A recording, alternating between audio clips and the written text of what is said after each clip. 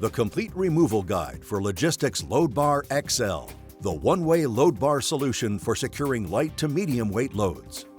One side of each Loadbar XL pocket has labeled scoring channels. Since each Loadbar XL is designed for either right or left side use, scoring channels will be accessible on at least one Loadbar XL. Score the channels on one Loadbar XL thoroughly with a safety knife.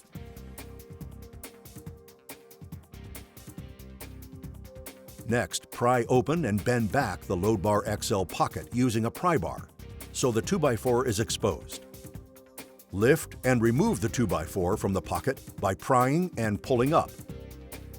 Wedge a pry bar down between the Loadbar XL and the wall of the trailer. Use slow and steady outward pressure to pry and pull the Loadbar XL off the wall. Use a cloth and, if needed, a scraper and a citrus-based adhesive remover to clean any remaining tape residue from the trailer walls.